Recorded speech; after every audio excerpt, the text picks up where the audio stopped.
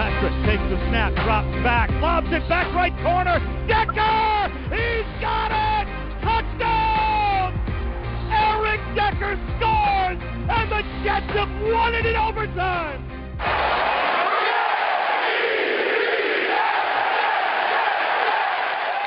This is the Jet Take with Ben Blessington and Kyle Fahey.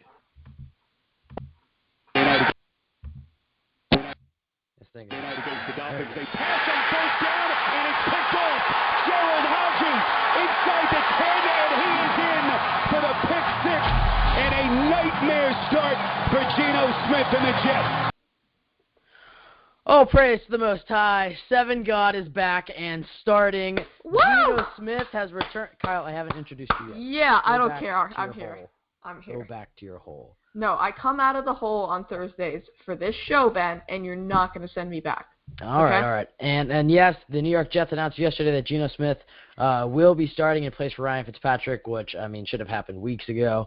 We got some other news, some disappointing news with Eric Decker having hip surgery instead of shoulder surgery. Wah, wah, wah. Yeah, Kyle. That was a bad sound effect. That's my bad. You're back on mute. Yeah, so, I mean, we'll talk about Decker. We'll talk about Fitz. And pretty much just dissecting. And I mean, I feel like I've said this week in and week out, another just putrid loss by the New York Jets. It's disappointing. Okay, you're back.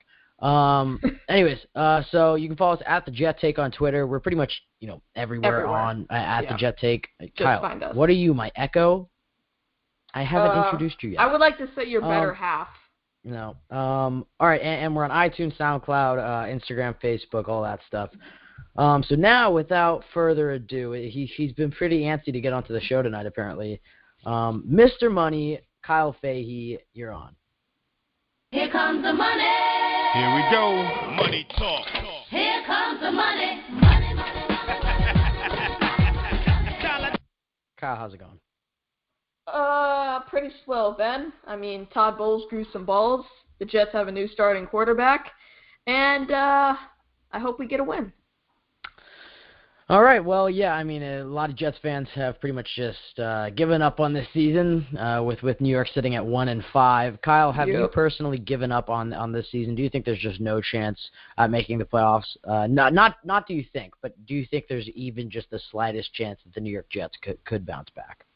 I didn't have the Jets making the playoffs to start the season, and that was with me thinking the offense was going to be good and Revis wasn't going to be toast every week, and we were going to get, a certain amount of sacks every game. So, no, and, there was very few of us that didn't think the Jets were going to go to the playoffs. That was basically me and Joe, and I'm pretty sure Joe's on the line right now, so shout out to him. But no, I don't. What do you classify as a bounce back? Over 500 or playoffs? Okay, so you're just going to give me the silent treatment now? No, I got you. My bad. You put me on mute, Kyle. I did not. I'm eating a cookie. I mean, for me, I think playoffs was the goal at the beginning of the season. At this point in the season, it would be a success, I guess, to get to 8-8. But I mean, I guess I'd rather go 1-15 than 8-8. Yeah. I guess. Yeah, because you'd rather get the draft pick. my biggest fear for the New York Jets is that they're going to end up starting Christian Hackenberg the last 3 games of the year or so, and he's going to be and he'll be okay. I'm gonna love it. No, and he'll be okay. I'm gonna be so in love with his performance, Ben. We're gonna have to go dig up that soundbite from draft night of me just letting all the swears go and loving Christian Hackenberg so much. No. God, my I'm biggest glad we fear got is, him. You're in a mood tonight, Kyle. Yeah, I am, Ben. My biggest fear is that Christian Hackenberg is going to end up, throwing 2 touchdowns and an interception. He'll look all right, 60% completion percentage. He'll be okay. And the New York Jets will have, maybe the 3rd overall pick, and they'll pass on Kaiser or Watson because, hey, we got Hackenberg, and then Hackenberg will start the next year and just be trash. My biggest fear is if we're not there yet. I don't think the season's over just quite yet. If the Jets, I'll put it this way, if the Jets lose one more game before the bye, I'll probably just I'll put a fork in it. Wait, what quarterbacks did you say? Deshaun, Kaiser, and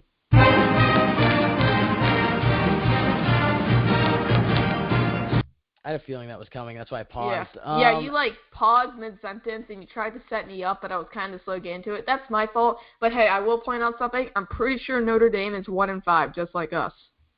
All right. Well, Kyle, let's dissect this loss, and then we'll get to some of the callers, and we'll talk about Decker and Geno and Hackenberg and the future and stuff.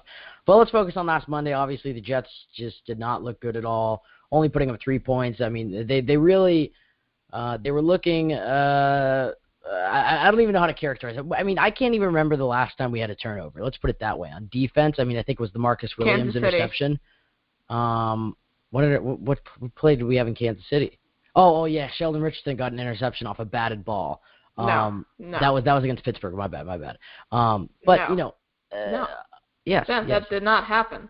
Yes. Sheldon Richardson had a strip sack fumble against Pittsburgh, which is the correct answer. But I was thinking of Kansas City. No, it got bounced up in the air. It never hit the ground. It did not. It was Kyle. Okay, I'm going to go look that Sheldon up. Richardson is leading the team in interceptions. No, I'm kidding. That's Marcus Williams. No, but I mean, besides the point, the New York Jets have not had any turnovers in a while. I mean, maybe a lucky, pick by a defensive lineman here and there, but I mean, the secondary, even when they have an okay game and don't give up a 70-yard touchdown, I mean, they still can't do anything. I think that's the big problem right now because, last year 0 interceptions for Sheldon Richardson. Well, Looking at it right now. My bad. Yeah. 0 for 2 tonight. But last year you look at those first 2 games. Against the Browns, I think we had 2 or 3 turnovers. Then the next week we had 5 turnovers. Bowles, I think that was the thing that really helped our offense was we were getting the ball back constantly. So even when we did have to punt, we were going to get the ball back. And the problem with the Jets is they're not doing that. They're losing the field position battle. They're not getting any turnovers. And then they're giving up big plays like we saw David Johnson tear apart the Jets defense. And then you go to the offensive side of the ball. The offensive line has been lackluster. I thought it was probably the best unit on the field for the first couple of weeks, considering we thought it was going to be awful. And then you look at the wide receivers, and it's disappointing. I mean, Quincy Newton was falling off ever since his start. I'm not, look, Quincy Newton. Can you blame that on him? I don't know. I think that probably goes back to the quarterbacks, and now he's the number 2 receiver. But at the beginning of the season, everybody was hyped about Quincy Newton. He hasn't really made the impact we need. But I guess a lot of that is on Fitz and the offensive line and stuff. Brandon Marshall's doing everything he can. He's catching the ball with Patrick Peterson just draped all over him. And Matt Forte, where has he been? I mean, I feel like I haven't seen him since Buffalo. He'll get a couple 1-yard runs up the middle, but no outside runs. When we throw a screen, it's knocked down. I mean, Matt Forte has made little to no impact this month at all. And so you have all of those things working together, and then there's the QB position, which, he is – the QB is, the gas that runs the car, I guess. I mean, he is the main person on the team, but you look at everything going on around the QB, and I'm not just making this excuse for Fitz. I think it's going to be the same thing for Geno. It's going to be hard for Geno to get all these things to work. I think the only thing you can say for that is besides, him having a higher ceiling, and, if Geno plays like he did his rookie year with horrible weapons against Atlanta, if he plays like he did against Atlanta every single game, I think the Jets could go to the playoffs. I mean, but I think it's going to be tough on Geno. Why not the Miami game? Okay, why the Atlanta Miami game? I don't know. That Atlanta game it sticks out to me. Really? But it's going to be hard for him. I'm hoping that Geno Smith is the spark this offense and team really needs. But Kyle, your thoughts on Monday?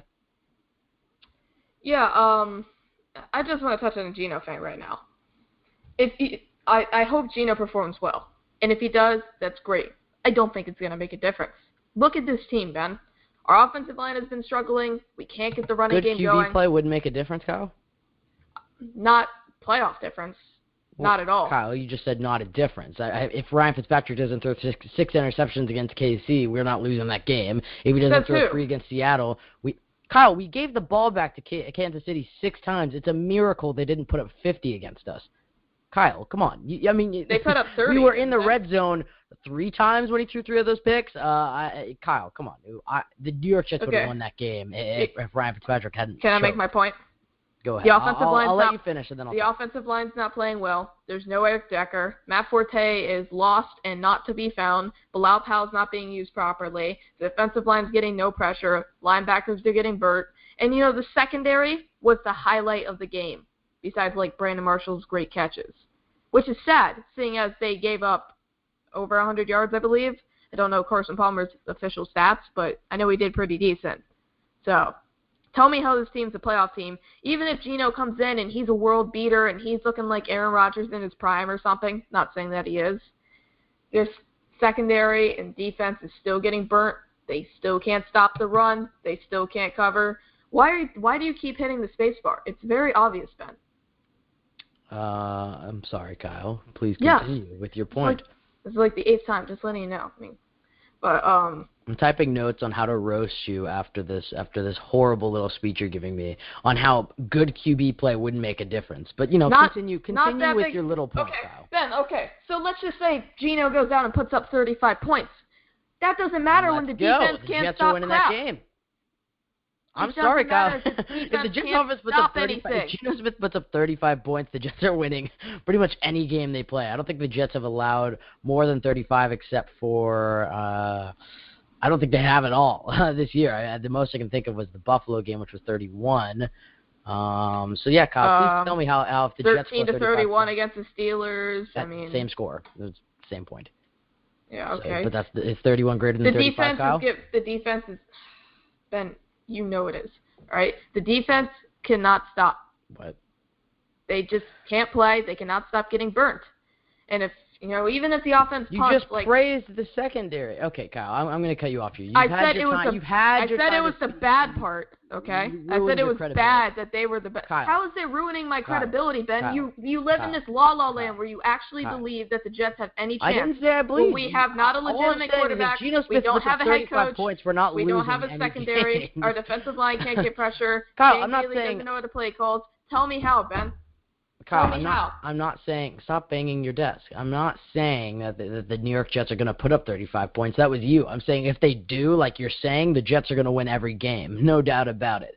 Kyle, Look, I understand the QB is the main problem here, but we haven't even gotten into coaching and clock management. And yes, look, which is still a problem. Huge. Yes, but Kyle, if Geno Smith comes out there and lights it up, I'm sorry, but that's going to help the defense because you're going to win the field position battle. The offense is going to be starting on their own 10 and then punting it, and now the defense is basically playing at midfield. Their wide receivers are obviously going to be playing well. So if we're assuming that the team is putting up 35 points, I guess we're going to assume the entire offense is playing well. Then you go to the defensive side of the ball. That's a lot of momentum. Guys aren't just trotting back out there after every 3-and-out or turnover. So, Kyle, this is just a dumb point. Look, I know what you're saying. It's going to be hard for Geno Smith to make an impact because there's a lot of parts for the New York Jets that aren't working, but on paper, the New York Jets do have talent, and I'm not ready to stick a fork in. They're not showing it. Yeah, you're right. You're 100% right. I'm saying if the Jets lose this game on Sunday, I'll put a fork in their season. But I have a question. Until it's mathematically impossible, I'm not going to count out this team. But I think we have like a 2% chance right now. I think, according to NFL.com, I think that's what the stat was. The Kansas City Chiefs did it last year, and on paper, you're as talented as them. Here's the difference, Ben. They have a quarterback who has proven himself in the NFL. We have Geno Smith, the greatest quarterback in NFL history. So tell me how we're losing that. Obviously. Okay. They have Andy Reid. A future Hall of Fame coach who's, in my mind, one of the great in the game right now. All right. So they have better QB, better coach. Their secondary was very talented last year. They did lose Sean Smith. That was a hit for them, but they still have Eric Berry and Marcus Peters, and I forget who their other safety is, Ron Parker. They got I'm not saying the New York Jets are better than the Kansas City. They have better linebackers. We saw that week 3. Who can all I'm saying is it is still possible if Geno Smith is the spark. But let's move on here just a little bit, and we're going to get to our first caller of the night in just a minute.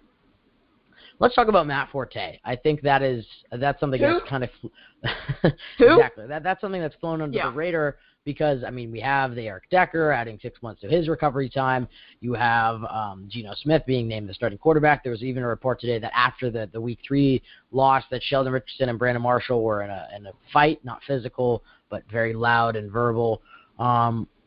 There's a lot going on surrounding the New York Jets, and Manish Mehta is not helping that at all. We'll talk about him in just a minute as well. Please, Ben, let me get on this point. No. We'll come back. I promise you will get your 10 minutes to talk about Manish Mehta. Okay. Maybe not 10 minutes. But Matt Forte, he's disappeared, and I'm sorry. I did not like the signing when it was first announced. I'm not trying to say I told you so. No, I still believe that he could bounce back because, I mean, the first week he had 155 yards. The second week he had 100 yards and 3 touchdowns. So we know he can. I'm more probably going to blame Matt Forte on Chan Gailey. I feel like we're not using him right at all. As many people you were saying at the beginning of last year that Chris Ivory was not a fit for Chan Gailey's offense. It was never going to work. And when Matt Forte signed, it was like, well, he's a great fit in his offense. Chan Gailey's using Matt Forte awful. I mean, the only time Matt Forte ever gets a carry, it's right up the middle. Matt Forte is not that type of run. Why is there no outside runs to Matt Forte pitches? Let him work in space. But instead, we give him a 2-yard run, and they're like, okay, he's not going to do anything for the night, and they sit him on the sideline. Matt Forte is, right now, this team's second-best playmaker on offense behind Brandon Marshall. Maybe you could say Quincy Enunwa. But all I'm saying is the Jets aren't using one of their top guys, and that's flown under the radar. Kyle, for you, what have you seen from Matt Forte? Why do you think he's not performed the way we expect him to? I honestly don't know. I mean, we see him get multiple touches in a game. I mean, at least 10 in a game, which, doesn't sound like a lot, but you should probably get at least 50 yards out of that if you're a decent running back. And we haven't even really been seeing that. And I understand we're going against decent defenses, and I understand Fitzpatrick isn't doing well. And I understand Chan Gailey has been extremely questionable at times. But I still feel like that as a future Hall of Fame running back like he is, he should be producing a lot more than he is right now. Wasn't a big fan of the signing when we got him. I saw the upside in it just like you. He fits in the system, but he's not a power. He's a 30-year-old running back, yeah. Yeah, I mean, he's an old running back who fits the system, but obviously isn't being used right. I mean, he can't get 3rd and 1s. How many times have we seen that this year where the Jets were on 3rd and 1 situations and we couldn't get it, and we had to punt the ball away? I mean, it's happened too many times. We don't have a power back, and we were hoping a guy like Kyrie Robinson would be that change of pace guy who would come in, get us that 1 yard. But then, cut day, they're just like, oh yeah, by the way, he broke his leg about 2 weeks ago, and we just didn't tell anybody, and we're not intending. He broke his leg in the final preseason game and just played on it. I mean, just a stud that he is. I mean, that just showcases. The Jets are in a bad place when we're hyping up how great of a stud, Kyrie Robinson is. He's got great ability. From the Matt Forte thing, I mean, last year you had Chris Ivory pounding the rock every single play for at least the first 6-7 weeks, and then towards the end of the year, I mean, in the middle part, the part where we went 1-4 in the middle of the season, a lot of Jets fans forget that, but the Jets did go 1-4 at a time last year and still finished 10-6. We didn't have anybody. Chris Ivory was ineffective. Bilal Powell hadn't returned from his injury yet. Then as soon as Bilal Powell returned, his second game back, we go on a 5-game win streak, and then he's out. So the running game, or the running backs rather, are such a huge part to the Jets' offense. I mean, you can look at it. They didn't win a game when they didn't have a productive running back game last year. I mean, you can go back. I mean, maybe I can't even think of one because week 3, Chris Ivory was hurt, and he was out along with Decker.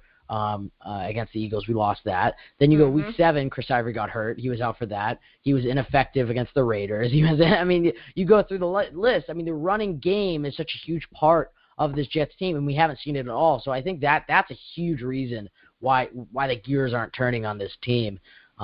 Anyways, we'll get to the callers, and we'll talk about all of this and some more. Our first caller of the night called in very early, and it's Gangrene David. Hold on, I got to go find his theme song.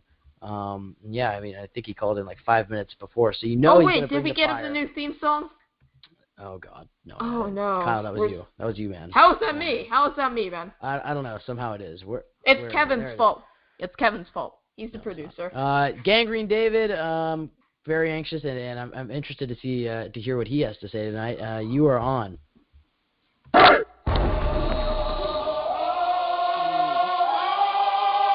Rip headphone users. Here comes the. Y'all don't really want it like. Yeah, I'm not going to listen to that anymore. David, how's it going, man? What's up, Ben? What's up, Kyle? How you doing? Our ears are bleeding. No, well, at least you have a phone that does not sound like a potato today. David, give us your thoughts on Monday's game against Arizona. That game was atrocious by the Jets. Even though penalties killed us, Ryan Fitzpatrick was making completely inaccurate throws. He was eyeing down Brandon Marshall majority of the game.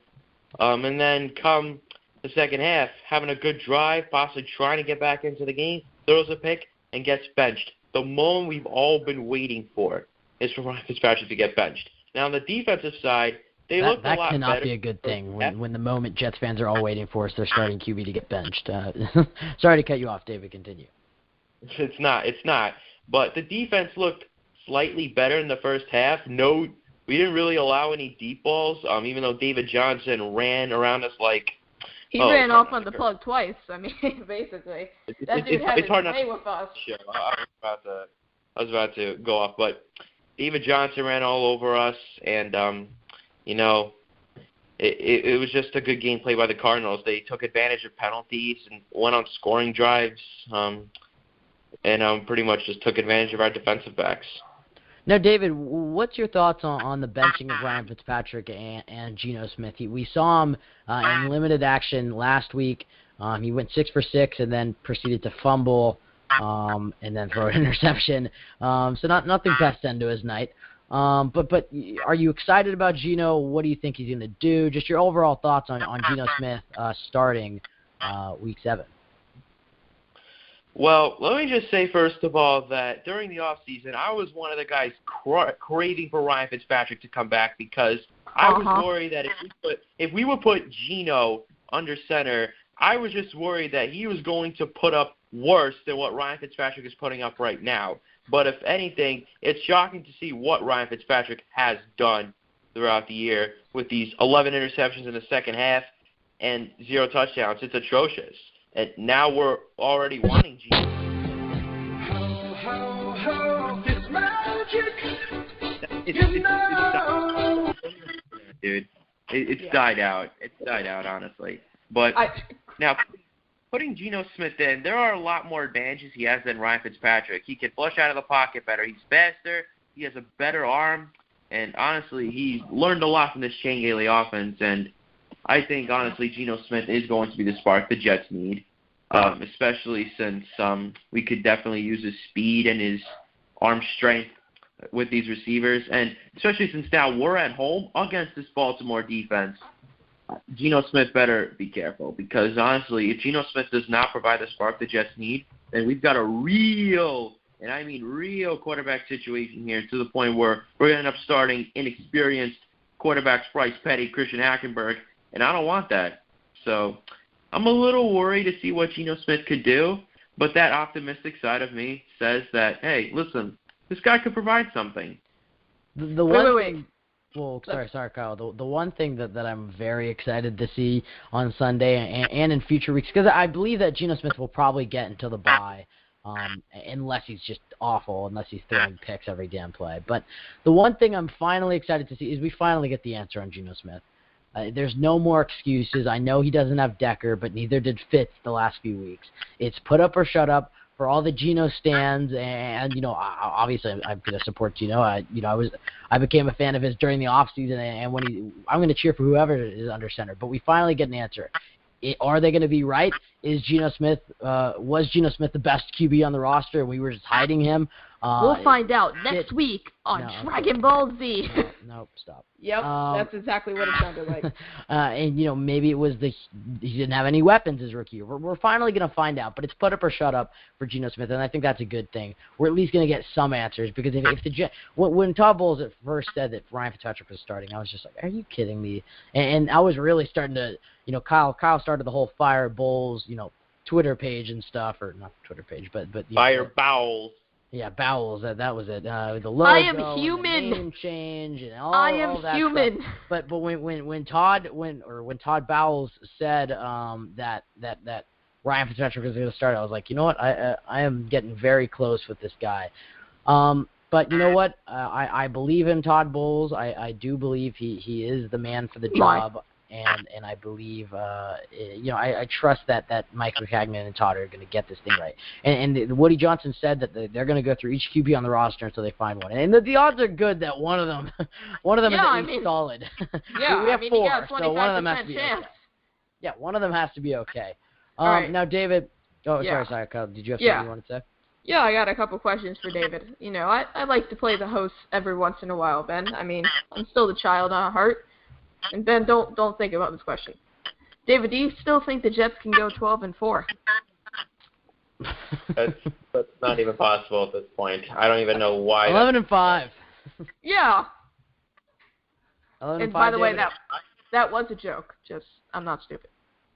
What? No, I mean, okay. I don't think. I think David's a little confused. David, moving on. David, moving on. I want to talk about a little bit of the lack of turnovers this defense has produced, and really, I mean, they've been awful. There's been no pass rush. They struggled against the run. Their secondary is giving up a big play, and they're not getting any turnovers.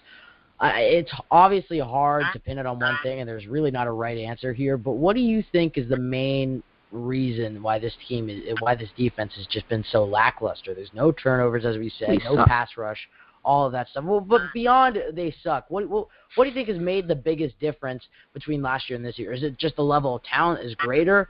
Are guys not performing like they did last year? Is it Bowles or Casey Rogers? Just I want to get your take on what your thoughts are, because there's no wrong answer here. Unless you said Geno Smith, then I'll have to put you in. Yeah, I'm going to, beat you up if you say that. I'm going to fly out to your town. That's Manish Mehta's answer right there. Oh, yeah. What's the problem? Darrell Revis, Muhammad Wilkerson, and Geno Smith. Those are the reasons the Jets are 1-5 right now. David, I know your address. I will find you. Okay, good to know. But anyway, you look at these games, and so far this year, how many times have we seen the defense out there more than the offense? The offense was not able to produce all this time that the defense goes out onto the field. They get tired, and they start losing sight of what's going on, and that might be something that's going on with this defense. Wait. I agree. Hold on. Wait a minute. All right. I kind of agree with you. You always love to disagree with me, don't you? Yes, it's quite funny. But what about, Revis getting burnt like toast week 2 on, the third play of the game? Because there's no safety help. What about Marcus Whedon Kyle, burning us? I mean, obviously, the struggle is the secondary, and Revis has gotten old. And I don't think you can call it a fluke because it's happened 3 or 4 times.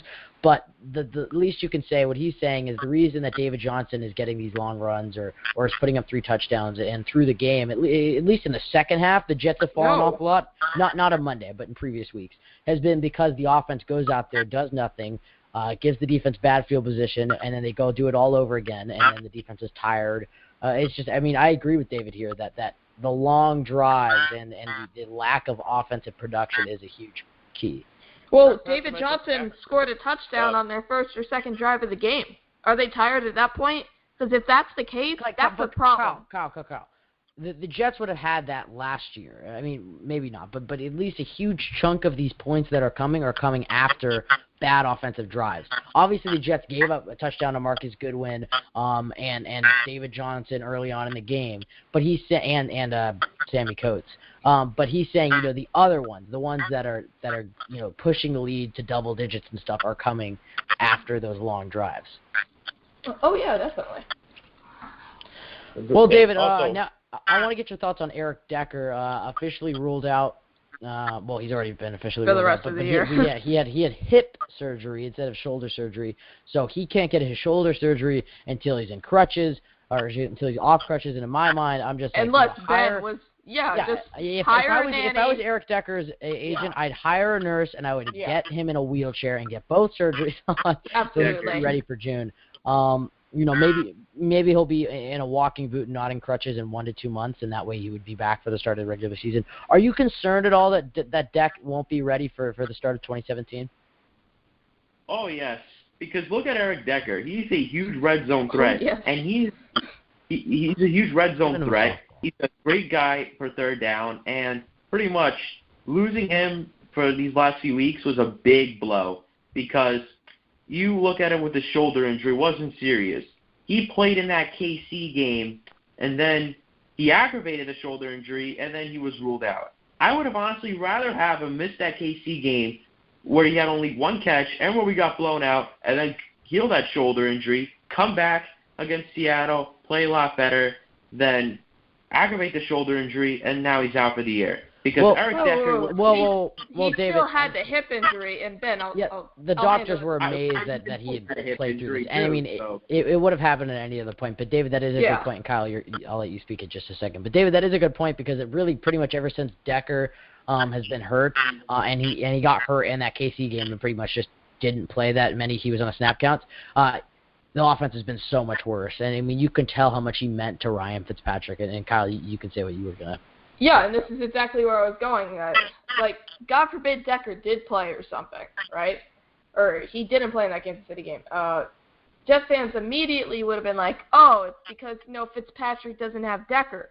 But when Decker was out for Geno, it's because Geno is an idiot who doesn't know how to play football. Just find that funny right there. Okay. David, a few more things to talk about. What are your predictions for this Sunday against Baltimore? All I'm saying is right now, we have to get a win Sunday. We are back at home. You're dodging. We are back at home. We are back at home, Kyle. We are back at home. And also, the Ravens are possibly going to be without Joe Flacco. They're possibly going to be without Summerville, Suggs, and pretty much, I think Mosley, too, might be out. If the Ravens play without Joe Flacco, the team needs to wake up. Because if we lose to the likes of Ryan Mallett, I'm done. He would be our starting quarterback, just letting you know. Oh, boy. I better walk out of MetLife happy. That's all I'm saying. And, David, I know you're a very proud season ticket holder. Aren't you accompanying a Baltimore Ravens fan with you on this venture in the MetLife Stadium? Yeah, I am actually bringing a Ravens fan to MetLife Stadium, and I'm having him on my YouTube channel. So. Ooh, all right.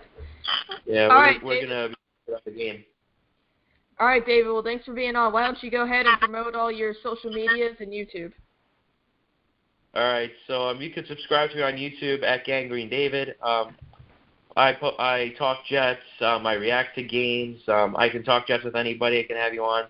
I love doing my YouTube channel, and I appreciate all the support you guys have given me, especially fans of other teams. You can follow me on Instagram at gangrene_David. You can follow me on Twitter at gangrenedavid1. Message me, I'll message you right back. And that's a Joe line right there. David, last question for you. No, we'll bring speaking of Joe, if Joe's on the line, I actually want to play this for him. Oh God, he brought his own sound effects. This can't be high quality at all. No. This is gonna be like this is gonna be like reality thinking level right now. That's an inside joke. You guys don't get that. David, do you have a soundbite? Do you have it, bro? Yeah, I have it. We'll play it, bro. You gonna play it? You're just awkwardly laughing like a serial killer right now. It's kind of concerning. Kyle, no, just no. Play the song! We're just all waiting in anticipation for David to play. This is going to be like the lamest crap I've ever heard. David, good to have you on the show, man. Do you have the soundbite? If not, we're gonna move on. I can hear him searching it on YouTube. No, I don't. No, I don't. I got too lazy to find it. Oh, okay. David, last question for you, man. Why do you want Donald Trump as the president of the United States? With that, I'm going to mute Ben. With that, I'm going to mute Ben. David, thanks for being on. I hope that. Why won't it mute Ben? All right, there we go. All right, David, thanks. David. What the heck? All right, now he's gone. All right, David, thanks for being on, man. Kyle, don't you ever mute me again. Yeah, no. Moving on. Yeah, David's an avid Trump supporter on his Snapchat. Moving on, we're going to go to our next caller, and this is Long Beach Joe from Let's Talk Jets. Joe, how you doing, man? Hey, guys. How's it going? Oh, it's very good, and I almost forgot your theme song. Hold on. There it is. Yeah.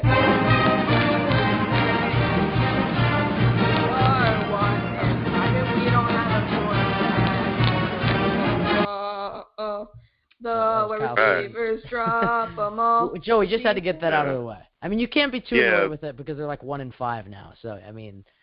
I mean, there's no need to play that nonsense song. You're only ruining your own show when you stoop and play that crap song from that crap school. But that's on you. I mean, we had to bring a few sound bites over from Let's Talk Jets. Joe, it's finally happening. It's finally happening. Your man, and a lot of Jets fans are very anxious to see this Sunday. Geno Smith is finally getting his shot. A full week of practice with a talented team. Well, they're not playing very talented, but with a talented team. I mean, what are your thoughts? Yeah, I'm looking forward to the start. I think a lot of fans have been very invested in this war between Geno and Fitz, and are you team Fitz? Are you team Geno? I think Jets fans need to get aboard Team Jets. This is a guy that brings a better skill set. He has a better skill set than Ryan Fitzpatrick, and we're going to see this offense kind of open up. I mean, if you look at the way that Fitz has been playing this entire season, and you guys were talking about it, a little bit earlier about the running game not, being effective, and there's different reasons for that. But one of the main reasons is there's no deep threat from Ryan Fitzpatrick whatsoever. He can't throw a deep ball to save his life. And I talked about that all off season, and people, oh, you're just a hater, Joe, or you don't like Fitz. No, you saw it in real life, just like you saw last year. And so that allowed a lot of teams to just creep up, keep a lot of guys in the box, and say, hey, beat me deep. And then when you can't do that, they stop the running game because there'll be no lanes open. They'll come right down and come right after Matt Forte or Bilal Powell, which we no longer effectively use at all in this offense either. And there's nowhere to go. You have to open up this offense. You have to give the defense a threat of having their top taken off. And Ryan Fitzpatrick does not do that outside the fact that he's just careless with the football. A lot of people, you were alluding to a bit earlier, Ben, you were talking about how, Fitz isn't playing very well. Some of the reasons why he's not playing well isn't because of the offensive line, because the offensive line has played solidly up until about last game when they had a lot of penalties and different things. The offensive line was actually one of the stronger units on the team, and I thought they weren't going to be all season. But the reason why Fitz is not playing well is because he's not recognizing open guys at all. He's passed up a lot of open wide receivers. He's throwing into double coverage, mainly forcing the ball into Brandon Marshall. You guys talked about Eric Decker and Decker being gone, and that killed the offense. Not at all. Decker only had 3 catches up until the KC game, and he only had 1 catch in the fourth quarter of the KC game. Decker wasn't even targeted most of the time by Ryan Fitzpatrick. He ignored him all the offseason, all during the season up until he got hurt. So let's not make that excuse for Ryan Fitzpatrick. Ryan has been playing badly because we played better teams. Teams with defensive schemes that can get after him and corners that won't let you throw up 50-50 footballs like you did last year against the Browns and the Titans and all those terrible teams that we played last year. He's playing against elite corners and guys that will absolutely destroy him, and that's what you've seen so far. So Joe, is it that lack of talent that's making the big difference from last year to this year? Because absolutely. I mean, because some people could say this team has only gotten better, and last year they went 10-6. So is it just the level of talent they're playing, or the 2015 Jets just a mirage, or is it something with the coaching, the players declining? Is it something else? It's a mixture of all those things, but definitely I wouldn't say it's a lack of talent. We are a talented team, but there's a lack of talent in the most important area, and that's at quarterback, and he's being exposed. If you look at a lot of teams that we beat last year, some of those bad teams, we allowed them to hang around. But look at some of the bad teams or some of the teams that we played that we lost to that absolutely shellacked us. The teams that were above 500. Look at Ryan Fitzpatrick's record. Playing teams that are above 500. We played the Raiders. They beat us handily. We played the Jaguars. They were still in that game. The only reason why they lost was because they lost the fumble. Go back and look how they played in that game. Look at all those games where we won in spite of Ryan Fitzpatrick, where he threw a ton of interceptions. People are acting like Fitz just started throwing interceptions yesterday. He didn't. If you look at all of his numbers, he wasn't top 10 in anything last year. The only thing that he was top 10 in was interceptions. He threw 15 of them. He threw 15 interceptions last year, but no one's looking at those things because he set franchise records. Well, him setting franchise records for the New York Jets is not an indictment on him being a good quarterback. It's not. I got 10 years of tape showing that he can't beat a solid zone defense. It's an indictment on the New York Jets for not being able to put together an offense that's capable to do the things that we did last year consistently. And so now when you go into this season and you're playing these upper echelon teams, those things are getting exposed. Our coaching is also terrible as well. If you look at Todd Bowles, he made critical mistakes every single week. He made critical mistakes last year too, but a lot of those teams weren't good enough to take advantage of those mistakes. If you look at some of the things he did in the Cowboys game, we played a Cowboys team without Tony Romo that were down in the third quarterback. He was blowing through timeouts in that game as well. When you come into this game, you start blowing through timeouts. Look at the Steelers game. He had no clue what he's doing. This guy called a timeout while the clock was already stopped after the 2-minute warning. He's punting the ball on 4th and 2, giving the ball back to the best offense in the NFL instead of taking a chance to move the offense forward and getting himself a win on 4th and 2. You're giving the game away. He's doing dumb stuff every single week. I mean, for crying out loud, defensively, this guy's supposed to be a defensive genius. He's got Sheldon Richardson playing outside linebacker. I mean, and inside linebacker. Dumber? Yeah. Can you and safety. Can you get any dumber? I mean, really? I'm serious. Can you get any dumber than that? I mean, why don't we just put Revis at defensive end? Why don't we have Mangold play tight end? I mean, it's idiotic. I'm open to that last one.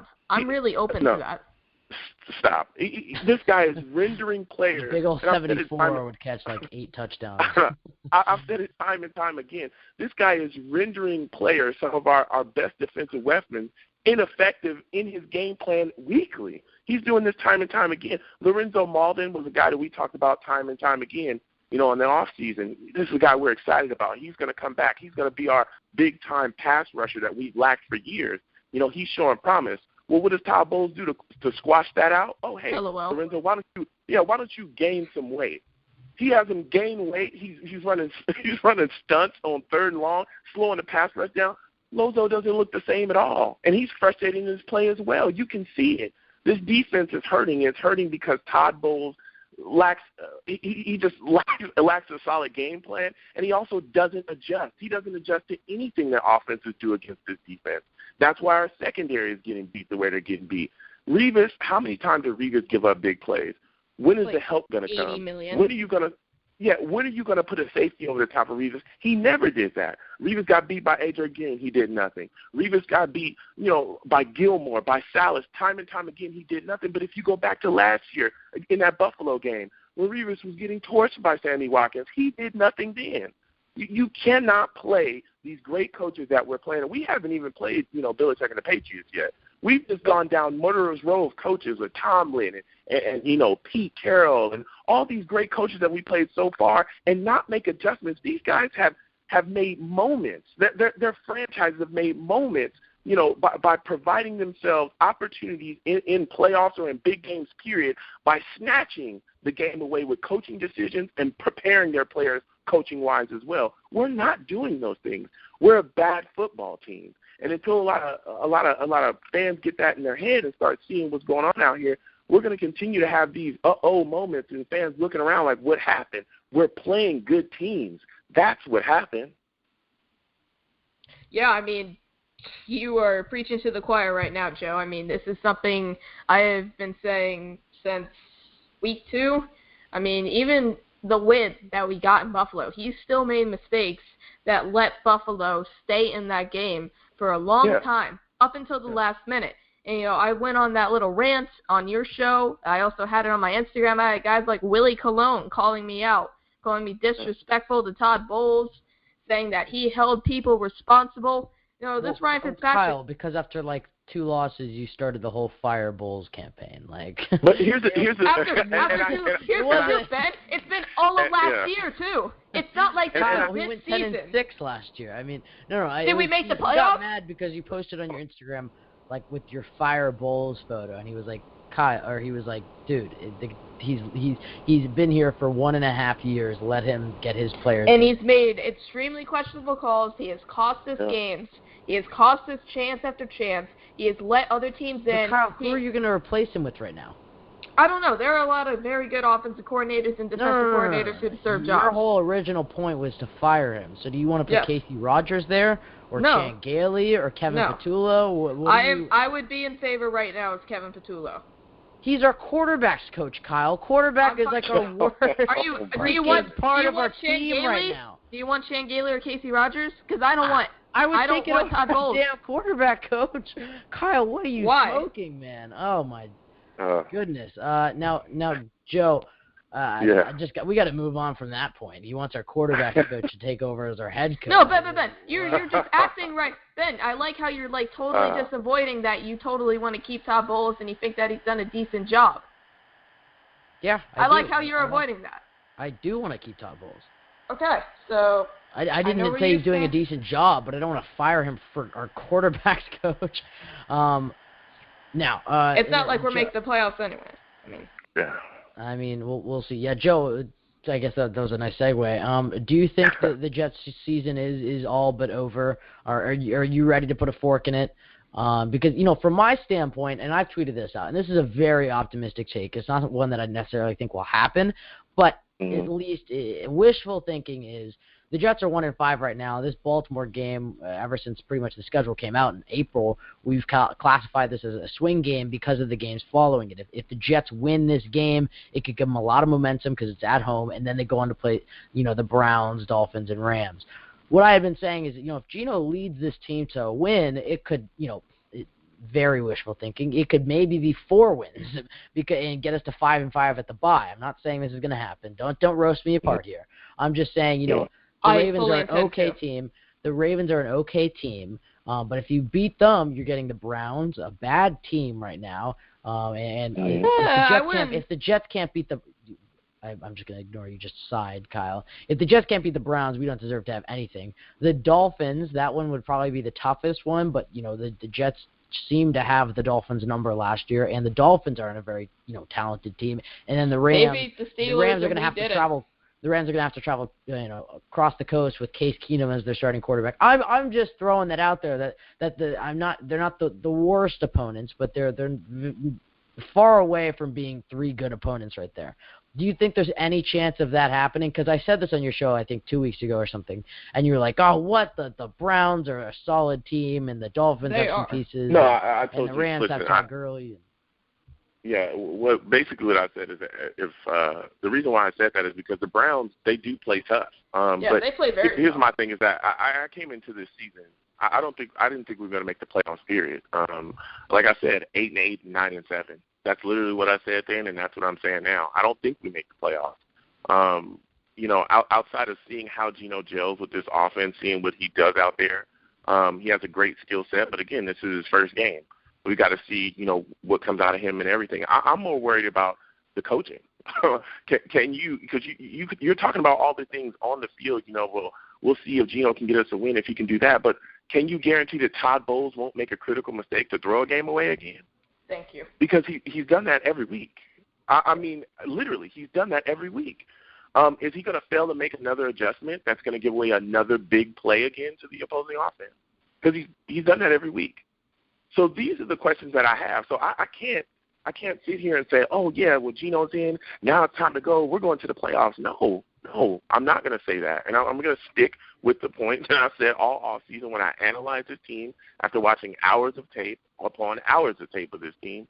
No, we're not going to the playoffs. We're going to go 8-8, 9-7 at best. And it could be worse than that. So right now, Joe, right now, have 8-8 I ever or told 9-7 you how much I love you? I mean, we are just on a whole different mental level than everybody else. Of just negativity, guys. I mean, that's all this is. It's not negativity. It's reality, Ben. Yeah, this is the thing is that when and I don't like that either, Ben. And you're my guy. Like we're good friends. I can't wait to see you at the game. But my problem with it is a lot of fans dismiss realistic points as negativity. It's not negativity. It's realistic. A lot of people call me negative when I talk about Ryan Fitzpatrick noodle on him and his lack of a deep ball and how it would destroy us this year. And I broke it down, literally. And I tried to simplify it as much as I could by saying he can't beat his own defense. Like it was that simple. Mm-hmm. And I was called negative. But then when you come into this season, you see exactly that's literally what people are doing. Not only is that what people are doing, they're literally telling us that. Richard Sherman was asked after the Seahawks game, what was the game plan, for the game going into, playing the Jets? And he literally said, you rush you get after, get some pass rush on him, and then we just sat back and wait for him to throw the ball.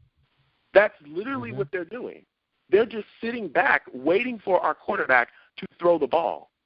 That's it, because they know that he does not have the arm strength to beat their athleticism, because he's going to throw up a 50-50 ball. They know he's erratic and he's inaccurate, and he's going to place the ball badly like he's done all season as well, whether it be low in the dirt or high over a guy's head or behind a guy. I mean, go back and watch the Kansas City game. He threw a bunch of interceptions.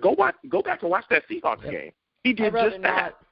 I mean, and the thing you said about him is it's not necessarily the things he was doing. It was the things he was missing. I mean, there's a screenshot of Brandon Marshall wide open. And he's throwing it to Quincy Enunwa. And it's just people don't necessarily notice that. And the passes to Robbie Anderson, where people are criticizing Robbie for dropping it. I mean, he had another one this week where Robbie Anderson has to turn around and jump in midair and try to catch it. Instead of just throwing it forward, Robbie Anderson gets maybe 2 yards on the guy, and he's gone. It's just it's so maddening what he couldn't do.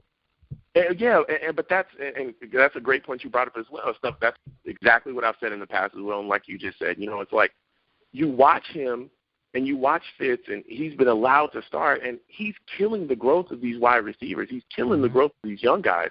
Robbie, I was there live for that Arizona game. Robbie was open more than once. There was a play where Robbie was running right down the middle of the field, waving his hand. There wasn't a guy within 15, 20 yards of him. He was wide open, and he was screaming, throw the ball, waving his hands in the air, and Fitz didn't even look at him. He threw locked in to Brandon Marshall like he always does, pre-snap, locked into Brandon Marshall, did not look anywhere else, did not survey anything else on the field, not one read to any other wide receiver, and just threw the ball straight up to Brandon Marshall instead of looking around. And you said it earlier in the show, Ben, what happened to Quincy Enunwa? What happened to Jerome Peake? Ryan Fitzpatrick is what happened to those guys. These guys are getting open. They're just not getting any type of looks. I mean, like I said earlier, Eric Decker, you go back and watch that Kansas City Chiefs game, Eric Decker was open in the third quarter, going to the right sideline, wide open. He beat his DB thoroughly. That guy wasn't even in the picture. And Ryan didn't even look his way. He forced the ball into Brandon Marshall. It's ridiculous. And that's why this quarterback change should have been made earlier. Ryan should have been benched during that Chiefs game, and Geno should have started after that. Now, listen, I don't think Geno Smith is going to be the savior of the team. I don't. But I want to see what this kid has. I want to know what he is and what he isn't. Because for all the things that people are talking about with Geno Smith, we've never seen him with an actual functional offense. We've never seen him and this team does not have one. Yeah, I mean, I'm about to say, do we have one now? Well, we don't have one now mainly because of the quarterback play. But we can't say that we just talked about it. These wide receivers are getting open. People just aren't hitting them. Yeah. This is the most weapons we've ever had with Geno on this team. Are we not? I don't know. I don't know about that. I mean, Clyde Gates, Salim Hakeem, Jeff Cumberland. That's an all-star cast. David Nelson. David Nelson. Don't insult David Nelson. He's a good guy. Those guys are Hall of Famers. But, I mean, seriously, let's be serious about this here. Like I said, people are so invested in this nonsensical war that they're not really looking at factual football. This kid deserves a chance to start. Fitz is statistically the worst quarterback in the entire league. We wasted $12 million clearly. I screamed about that all offseason. We shouldn't have paid him. We overpaid him, which will cost us because it'll mortgage our future. But this kid needs to be put out there, and we need to see what he is and what he isn't, simply for the fact of trying to develop a quarterback. How many times have we talked about the Jets' inabilities to develop a quarterback properly? How many times? I can go on and hours about this team, and I want to talk to you guys more about this, but this point is just so, beyond me, how you would not allow Geno Smith this entire season, leave Fitz alone, not bring him back, see what this kid has. If he fails, fine. He fails, no problem. You move on from him next year, and you start Petty, because you would have had to do that anyway, because Fitz is not going to be here after next year, even if he would have had a solid year. He's not the future. What he is and what he isn't. So now we going into this, Geno finally gets his start. Say he plays well going forward. We gave Fitz $12 million. How do you bring back Geno next year?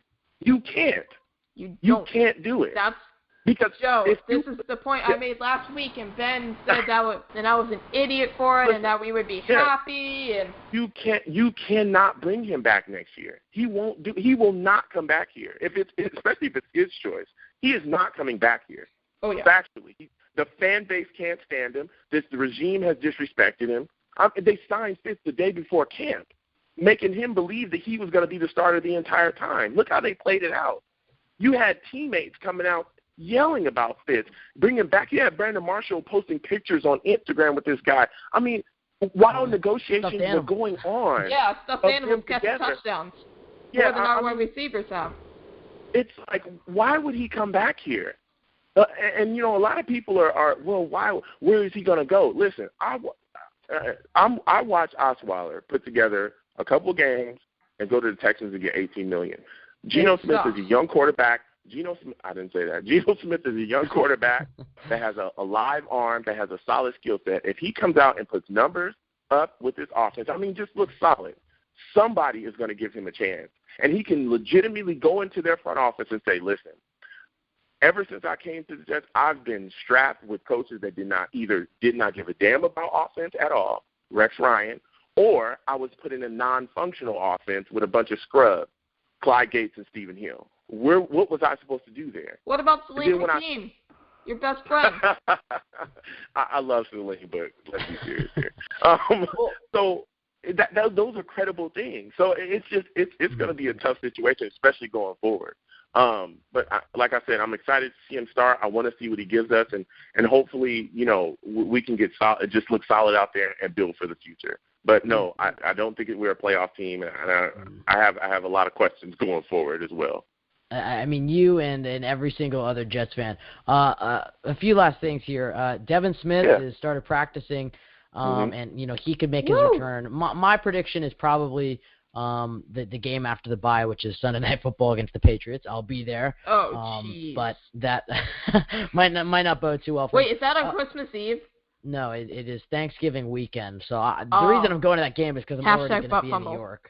I'm already going to be in New York, so might as well. It's not Thanksgiving night. It's Thanksgiving weekend. Anyways, we've gone off track there a little bit. Devin Smith, Joe, what type of impact can you see him having on this? Do you think it's going to be let's assume for this question that Geno Smith has led the team to 4-6 at the bye. Okay. Is solid, I guess. He's looked all right, pretty good, and he is the starting quarterback. Do you think Devin Smith returning?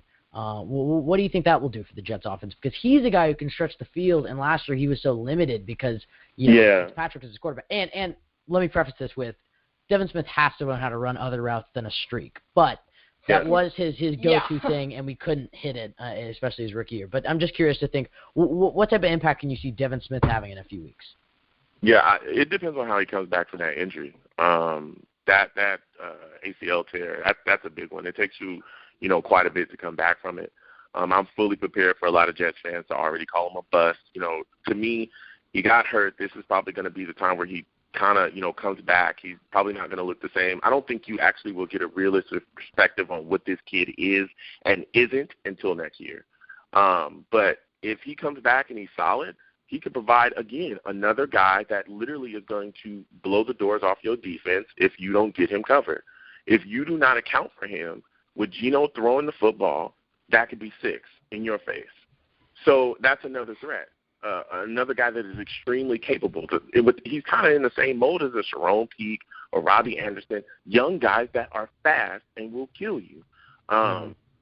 So he could provide a spark as far as another deep threat, but I don't know, man. Coming back from that injury, it's just going to be pretty tough. But I'm looking forward to, seeing him grow as a wide receiver and seeing what he turns into. Me too. And two more things here. Yeah. Joe will in 27. What? You really love Joe. All right. Well, Joe is a very insightful caller, Kyle. I know. He's given a lot of fire, and when we got the big guns from Let's Talk Jets calling in, Kyle, I got to give them their fair amount of time. I'm going to preface this. in 2017, let's say the New York Jets don't do that well. Is that a shocker? They go 3-13. They're picking top 3. Will Deshaun Kaiser or Deshaun Watson be in a New York Jet uniform the next year? Or do you think the Jets will pass because they have Hackenberg, which is what I'm nervous about? No, Kyle, I mean, honestly, even though it's sloppy management, if we get to that point where we have a chance to pick one of them and we haven't seen Hackenberg, I'm picking them, even though it's like sloppy management to take a quarterback every year. No. The Jets cannot get out of this hole of not winning a championship without a quarterback. So that's the only reason I'm like, I kind of hope we get to see Petty and Hackenberg. But anyways, Joe, will one of those two young guys be in a New York Jets uniform next year? I mean, if you ask Tyson, you already know who he's gonna, be lobbying for. Just a little one. You're ruining your own show. I don't know. I don't know what Mac will be looking at. I don't know what they'll feel about Hackenberg at that point. Maybe they'll feel that he'll be ready. I mean, he is a second-round pick. Who knows? Maybe they feel extremely good about Petty, and maybe they pass on a quarterback. I don't know. Mm-hmm. It just all depends on the mindset of the front office at that time. Can I speak on something else really quick? I know, sure. We're coming towards my time. I don't want to take up too much time. No, you can talk for the next 3 hours, Joe. Okay. I mean, don't let Kyle influence you. You have as much time as you want. Yeah, this is my thing, and I wanted to touch on this when we were talking about Geno possibly starting. There's a lot of fans out here that are just absolutely beside themselves saying, hey, Petty needs to start right now. Don't start Geno. Listen. I want everybody to listen to me very clearly. I literally love Bryce Petty. I was screaming for this guy to be drafted by us, okay? Look, he is not ready to play right now. First off, he's been injured. He's been dealing with that sort of injury for quite some time now. And to throw this kid out there in front of this offense and just say, hey, go do something he's been taking no snaps in practice. So I don't know exactly where he's supposed to come from and just be the savior of this team. And even if he were to be thrown out there, the second that he would do something incorrect or throw an interception, he would be booed off the field and people will be calling him trash next week, just like they do with every other quarterback that we've done that with. Petty has shown promise. He's shown a lot of promise in the preseason. He's shown a lot of growth as well. People talk about a lot of, the good game that he had in preseason. Yes, he did. He also had a bad game, 2 bad games, actually, that people like to forget, where he was inaccurate. There was a lot of balls in the dirt, a lot of mechanical issues with him as well, which is something that people talked about in his scouting reports. He has a big arm, but sometimes he relies on that arm too much, and he has crap footwork. Let this kid sit on the bench and let him develop, okay? We keep talking about this time and time again. We've done this time and time again. We've thrown quarterbacks in before they were ready. We started Geno before he was ready. We started Sanchez before he was ready. Let's not do this again and start another quarterback before he's ready and not allow the kid the time to sit back, understand the game, mentally first, and then get out there and perform, however he needs to perform. Hackenberg is not ready. I don't understand what the fascination with Hackenberg is. Some of you guys may not have watched him in practice. Maybe some of you are just absolutely just have no clue of who he is. But this kid is at least 2 years off. And you don't have to take my word. Ask any scout, and they would tell you he is not ready, okay? He is as inaccurate and as erratic as it gets. But he's going to work on that, and we'll see what we get out of him. But Hackenberg is nowhere near ready, so let's not even go there. I just wanted to just get that out the way while I was on the program. No, I mean I agree with you. And Joe, who's going to win this Sunday and why? Just your overall predictions for what's going to happen. Yeah. How's Geno going to look? God. Who's going to win? Yeah. I think the Ravens are going to win. I said that on the show as well. Boo. I can't see us winning this game. I don't know how Geno's going to come out and look. I think that they have a lot. I mean, they're well coached, clearly. I think Flacco's going to start. I think a lot is being made about Flacco. I believe he'll start. I think we'll see a lot of West running the football. Mike Wallace is going to have his. He's definitely going to have his opportunity to pick apart this secondary. They also have a really good receiving tight end in Pitta. Gilmore is really solid. They also have this dude Williams too. I think it's Max Williams.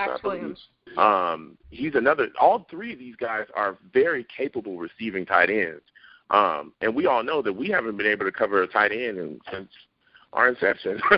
Since the Jets have just been around, we have not been able to stop decent receiving tight ends. And I think they'll go there early and often. Darren Lee is, supposedly not going to play either. I think that hurts us as well. As far as our speed at backer, he's going to be dealing with an ankle injury, and they just ruled him out. So there's just too many things going on, and I think this is another game where we watched Todd Bowles get out-coached. I really do believe that because he's pretty much gotten out-coached all season. So the Ravens win. Dang, disappointing, but not surprising to hear from you, Joe. And I wouldn't be surprised if I hear the same sentiment from Kyle. You two are so negative. Joe, give out your information, man. Yeah, I want to thank you guys for having me on your show as well. You guys do a great job. My name is Long Beach Joe. I'm on Let's Talk Jets. We're live every Tuesday at 8 p.m. Eastern. Let me shamelessly promote our Facebook page. We're on Facebook. Search Long Beach Joe on Facebook, guys. Like that page. Our content's up there. Give us a listen. Give us some feedback as well. We love hearing about, what people think about our show. Message us. We'll message you right back, man. We love going back and forth. I'm also on Twitter as well at YoungJ000. That's 30, guys. Give me a follow. I'll follow you right back. You want to troll me? You can troll me. I love trolling people as well. We can go back and forth on there and talk about the Jets as well. I'm also on YouTube at YoungJ00. That's 2 zeros on YouTube, 3 on Twitter. I do weekly videos about the Jets. I do a weekly pick'em as well, talk about the teams, other teams in the NFL as what they got going on. And again, I also cover the Jets and talk about Jets news too. So, and as always, guys, hey, it's free hugs for everybody, man. You see me in person, you say what's up, you get a free hug. So I want to thank you guys again for having me on your show.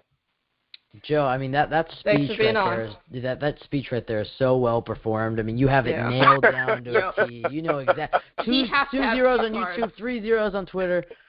Good talking to you as always, man. All right, thank you. Good talking to you guys as well. All right, so that was a great call from Joe there. And Ben, before we go to the next caller, and I know we still have a lot more people on the line, just want to touch on Deshaun Kaiser and Deshaun Watson. And I hate to start talking about the draft this early, but come on now. Deshaun Kaiser has proven to me that he has a strong arm and he's accurate deep, which is something, the Jets definitely need. But he's inaccurate in the middle of the field. He's not a great leader. There's a reason he hasn't been the starter for a long time. I mean, and this is relatively their worst season to date that I can remember off the top of my head for Notre Dame. So I'm sure they've had worse, but yes. Like I said, off the top of my head, he just doesn't show NFL qualities to me as a quarterback. He's one of those decent college quarterbacks that can make plays for you. And a lot of people have him as like the number 1 overall pick, and honestly, I don't see it. Going on to Deshaun Watson, I love this kid. He's a really, really good guy. I mean, he does a lot of work for like homeless people, building houses for them. He was raised right. I've seen a lot of stories and reports on him just helping in the community. He's the ideal guy. My biggest concern with him is inaccuracy and an injury history. I mean, those are big gambles right there when you're drafting a quarterback. And it's been primarily healthy the last 2 years, which I guess you could say what counts. But before that, I believe he had 2 ACL surgeries. And most of his career, he's had guys like Sammy Watkins, DeAndre Hopkins, Sammy Coates, Sharon Peake. The list goes on and on for guys who have attended Clemson and are extremely talented. And also that defense has been very good for quite some time. So just a lot of adds up for him at the end of the day, and he gets a lot of the credit, which I'm not saying he doesn't deserve, but most scouts will see it, and a lot of fans won't. I'm just going to put that out there. Well, and we'll get to the callers in just a second. Everybody will get their time to speak. But Kyle, we're going to start a new segment here, and just a little 5 minutes. And it's not actually going to be that much about the Jets. I mean, it will be, but and we'll normally probably do this at the end of our shows. And I'll mention it at the end, but we'll do it now just because it's new, and I don't want to forget it because I forgot it last week. Also, news, again, I'll say it at the end of the show as well. We are moving to Wednesdays. Okay. Didn't agree on that, but okay. Yeah, well, I mean, we kind of did. We did a poll, and we've noticed that our callers have gone down a little bit. And the big we have reason like is 8 Thursday callers football. tonight. Well, okay, tonight's an exception, but we were getting the listens are still pretty much the same, but we like talking to the fans and stuff, and I think Thursday Night Football is kind of interfering with that. Well, I mean, the guys who are going to call into a Jets podcast run by a 16-year-old and a 15-year-old are going to be watching Thursday Night That equals Football. 31, Ben. So, we're 31 years old. No, okay, no, we're going to put that out. Anyway, so we are going to move to Wednesdays. We'll put a lot of stuff out on Twitter. We'll make it our pinned We'll tweet. remind you, because we all know you're like our grandparents. And we'll announce it at the end of the show as well. So just know that Wednesday nights will be the night we'll be live, and you can call into us there. It also gives us an extra day where our stuff is still relevant, because after Sundays, pretty much everything we talk about isn't really relevant. Now, the two things I wanted to do for this little segment is, I mean, it's funny because Joe mentioned it, and that's what reminded me, is, Kyle, let's do our pick-em for each week. Very rapid, very quick. Yes, we don't want to spend too much time. We don't want to have too much because, for example, like a Giants-Rams game, I don't need you going in-depth on Eli Manning's precision this year. Just, team, brief explanation, like a sentence. Are we writing these down? You can if you want. Think of it as what's his name? The Chris Berman, I think his name. When he does his whole 2-minute thing, think of it as like the 2-minute drill. We're going really fast, and after that, we'll do our fantasy. We'll pick one fantasy player that you should definitely start. Could be a New York Jet, probably won't be. So this should probably be the last 5 minutes of our show normally, but we're going to do it now, just because. Why not? Por qué no? So, Kyle, I'm going to assume this one it kind of won't count. The Thursday night game will always be iffy. But the Packers are up 3-0. Kyle, who you taking? Packers or Bears? All right. Packers. I'm going Packers as well. Giants or Rams? Kyle? Rams. Giants. Vikings or Eagles? Vikings. I'll go Eagles. I like Carson Wentz. Bills or Dolphins? I like the Dolphins this week. They seem Bills. to be I'm going Bills. I'll cheer for the Dolphins, but I mean Tyrod Taylor and that Rex Ryan offense is hot right now. Browns and Bengals, and don't worry, we'll get a little soundbite to play. Just an under music tone. Yes, Browns or Bengals. Ooh. I'll go with the Bengals because I think they should win it, but I wouldn't be shocked if the Browns did. I'm going Bengals as well. Jets and Ravens. Ravens. Jets. Geno Smith will throw 2 touchdowns, and we'll have our prediction. And how many interceptions to counter? 50. Bucks and 49ers. Oh, jeez. Is that even considered like NFL at this point? Like, is Freddie Bishop on one of those teams? But who are you doing? Who are you taking? I'm taking Bucks. I like James Winston. Not as a person. They don't have a running game, so I'll go 49ers. I'll go Bucks, and as I said, I like Jameis Winston. Not necessarily as a person, but as a football player, he's fun to watch. Saints or Chiefs?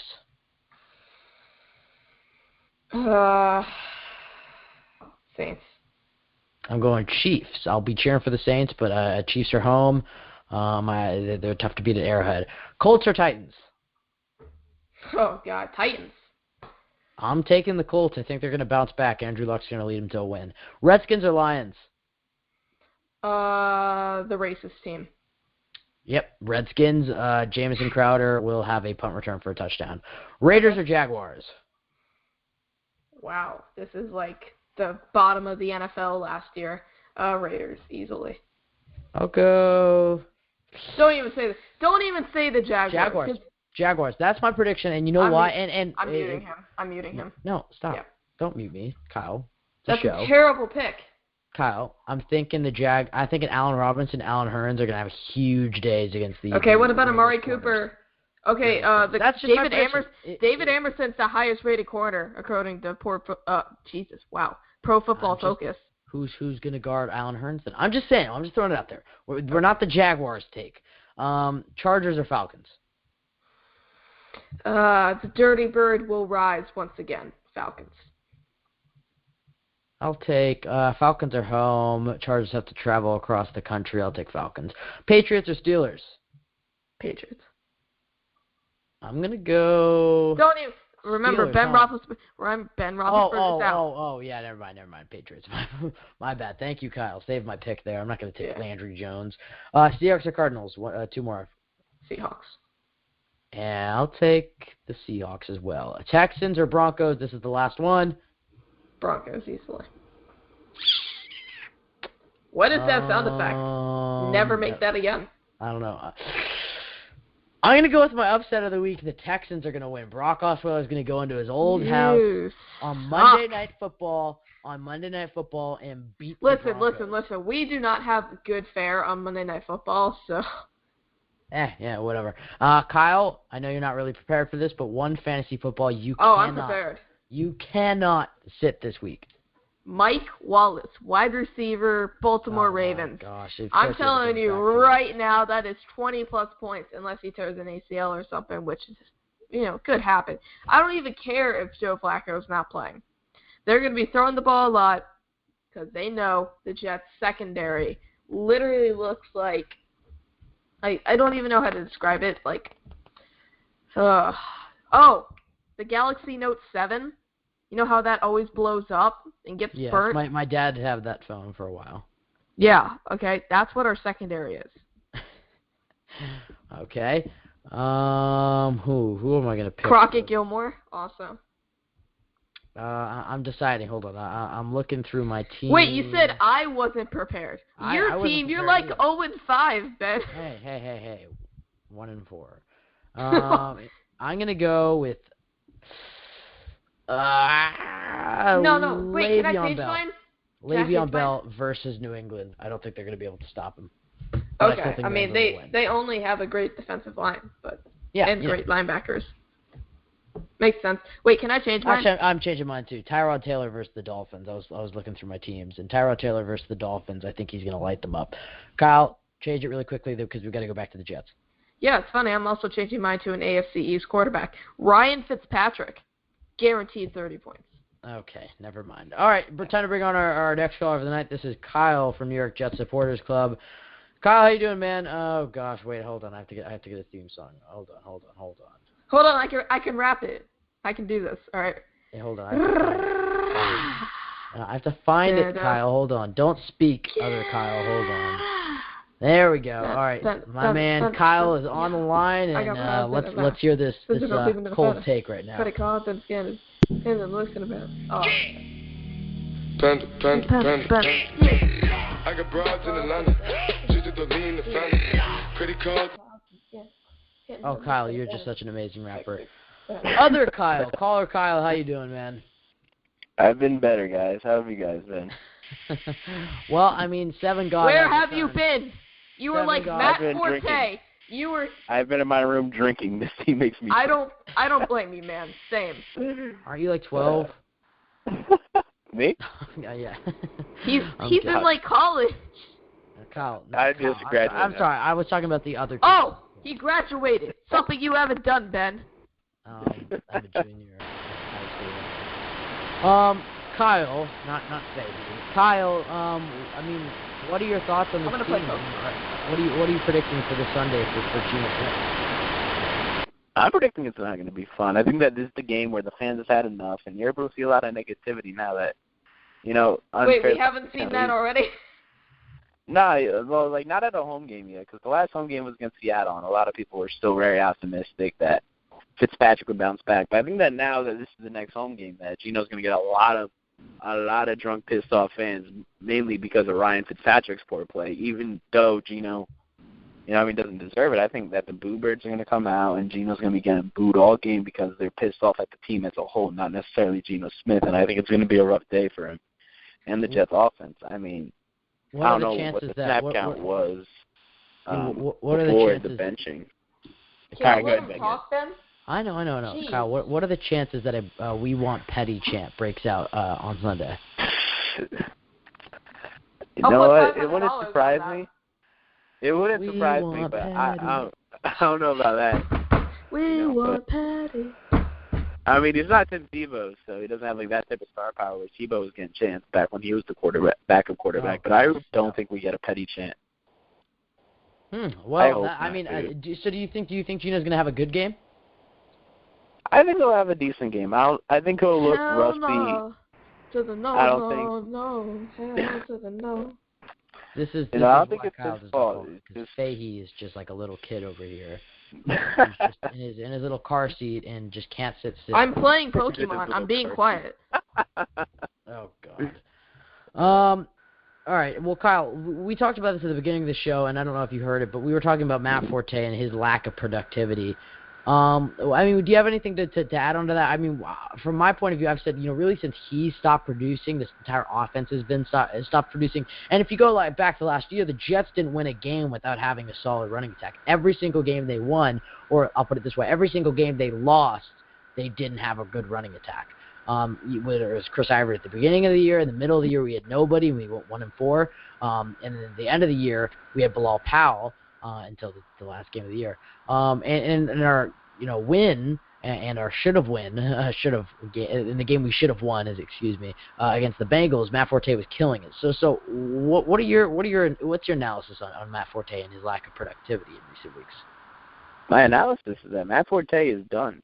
I mean, I'm trying not to be negative, Whoa. but he had a good game against Cincinnati. But after that, he didn't even do anything. Against Buffalo, that game only got hyped up because he had 3 touchdowns, and all of them were within 15 yards. He had 100 yards. That's an average day in the NFL. He had 100 yards, 3 touchdowns, so he had great fantasy numbers, and that's why it's blown out of proportion that game. The touchdowns weren't impressive. It was Forte from 1, Forte from 2, and Forte from 12 or 13, where the defense stopped playing. I haven't been impressed with him at all. And the one thing, I don't want to kill Matt Forte when he first got here. And I said, it's an all right signing, but he's the same dude Bilal Powell is. And that's the problem is that, we had a thunder and lightning with Powell and Ivory. We don't have that this year. We just have 2 of the same guys, one being slower like Matt Forte. Powell is just a quicker Matt Forte at this point.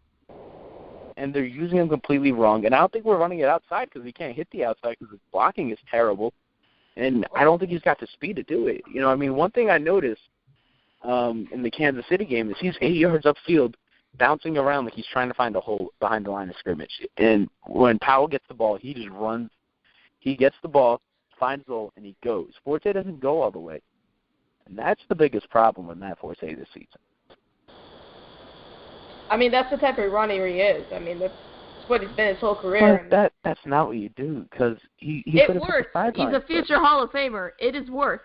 He's not a future Hall of Famer. Yeah, Kyle. He is not a future Hall of Famer. He's not. Okay, so I'm going to just go look up his stats right now, and you tell me if he's a Hall of Famer or not. I'm telling you he's not. The only back playing right now that's going into the Hall of Fame is Adrian Peterson. It's Adrian Peterson LP because there's a major hole on running backs. Maybe, I mean, if Todd Gurley plays like he did as rookie. Oh, please, but God.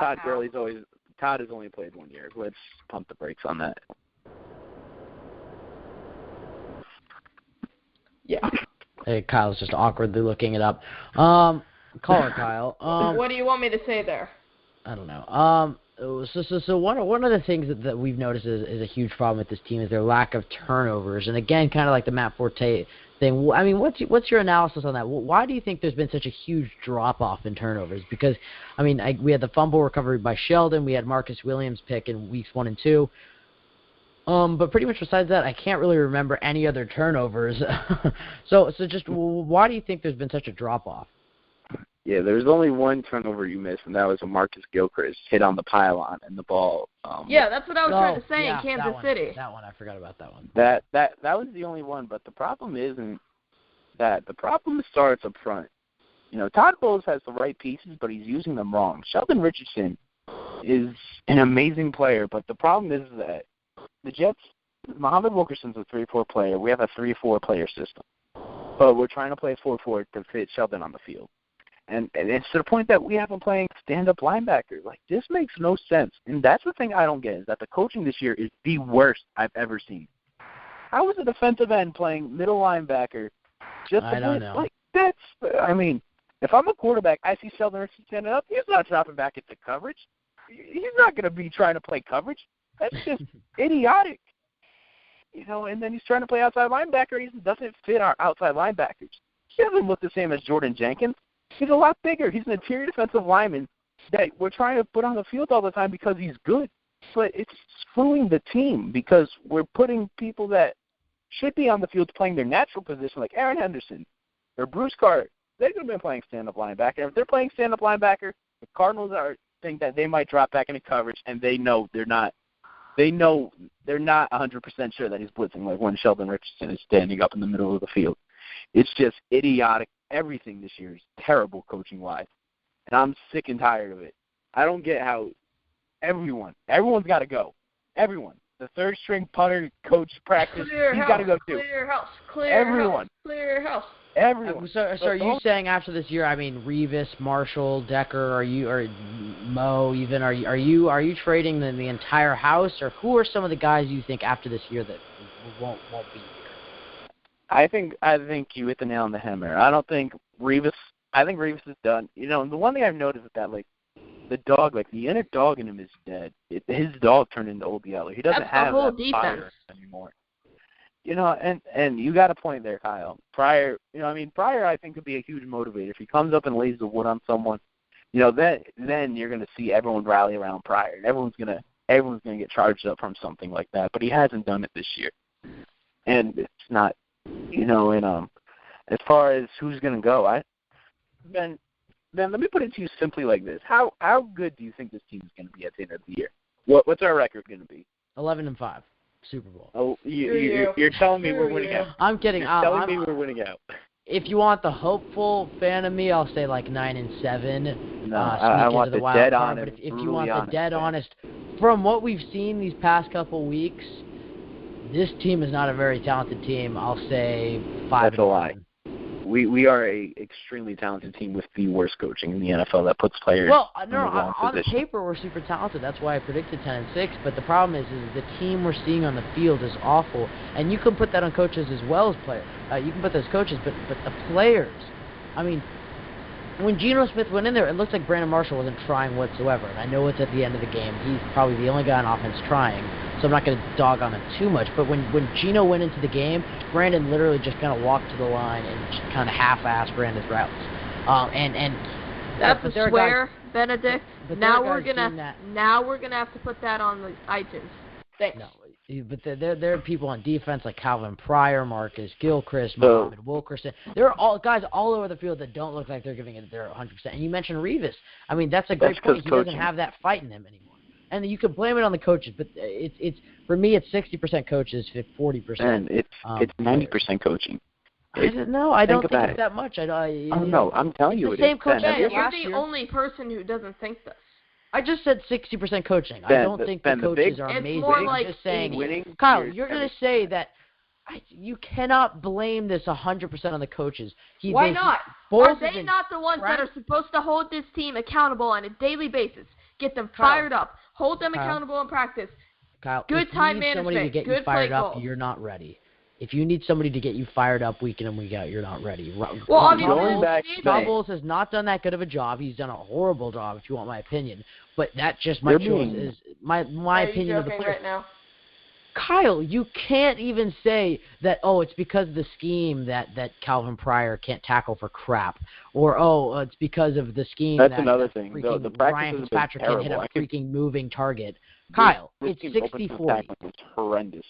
Yeah, we can't tackle. You can't blame that. It's because they're in a 3-4 that they can't tackle, and they're that's Johnson's running all over them. Playing a 4-3. It's because the coaching isn't practicing them right. And the biggest problem, Ben, with this is to go back to your original question. Who's going to go? Why would I want to come back from Brandon Marshall? Why would I want to come back if I'm Mangold or Revis? The only reason I want to come back is to collect a paycheck. I mean, this team has been terrible. I don't think they like Todd Bowles anymore. I don't. The thing is last year we were winning and we were having so much fun. And even just look at how we treated Ryan Fitzpatrick last year. We had the Fitzmagic song, and we had so much fun with this team last year. And this year it's the exact opposite, man. And what happened is he lost the locker room. When you let Brandon Marshall and Eric Decker openly protest for Ryan Fitzpatrick, that's an indictment against Geno, what you have here.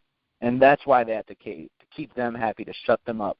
And they screwed up by not finding them and saying, we're not speaking about Ryan Fitzpatrick.